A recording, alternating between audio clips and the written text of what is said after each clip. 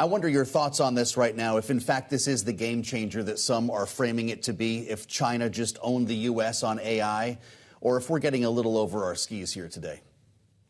Well, it's not a game changer in the sense that we've known for quite a while that China wants to be the global leader in artificial intelligence. They've stated it publicly many, many times, and we know that they want to marshal all aspects of their society to do that. So there should be no surprises here. It's a game changer in the sense that all it should do is double down American efforts to move faster, smarter, and maybe more cheaply on how we innovate in artificial intelligence. And I think the Stargate project announced last week is a good example of how we're going to turbocharge our efforts. But the question for us is, when are our next 10 Stargates coming out, and what can we do to go on offense even faster? Well, and if you're building out all that AI infrastructure in the U.S. and investing in fabs and that kind of thing, Michelle, it's also a question of whether you keep more of that in the U.S. If you expand, say, export controls, is that also what needs to happen here? Export controls need to get a lot more effective at making sure that our most advanced technology doesn't go overseas. I think there's still some big question marks about DeepSeek and whether or not they used our most advanced chips, whether or not there were any subsidies behind this, whether they really did it for less than $6 million. And so there's still a lot to be answered in terms of what the company has said about itself. But let's assume all of that is true, which would be highly contrary to the Chinese playbook. But let's assume miracles happened, and that is the case. Either way, we need to make sure that in addition to a strong offense, we have a really strong defense. That means tighter export controls for countries and companies to make sure that our most advanced technology isn't fueling their military, isn't fueling their ability to dictate the values that define the most important technology of the 21st century. Mm-hmm.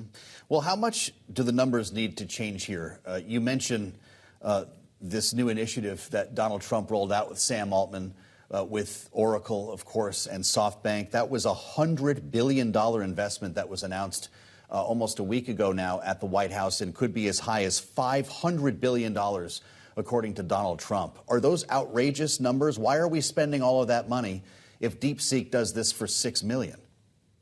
Well, like I said, there's still a lot of questions about whether or not they really did it for $6 million. But if we assume that to be true, maybe the good news is that we can find ways to be more efficient with our spending. And so that $500 billion ultimately goes a lot farther than we had originally intended it. That would be really good news. But there's other things that we need to do at scale. We need to graduate more engineers in this country so we can compete with China. We graduated about less than 900,000 engineers in 2020 compared to China's 2 million. The Krach Institute here at Purdue is going to graduate more engineers than any other top university in the country. We need to do that at scale so that we are winning in the short term and then in the long term, because unless we have the engineers to build and design the data centers, to design more advanced AI, we're not going to be able to be the world capital of artificial intelligence. Well, what kind of regulation does trying to lead the world in AI demand, Michelle? We saw David Sachs, the new AI and crypto czar at the White House today, saying that DeepSeek is evidence that Donald Trump did the right thing in rescinding the AI executive order under the Biden administration that put into place guardrails and kind of rules of the road, if you will. Does this need to be a hands-off approach to allow U.S. advancement in this technology?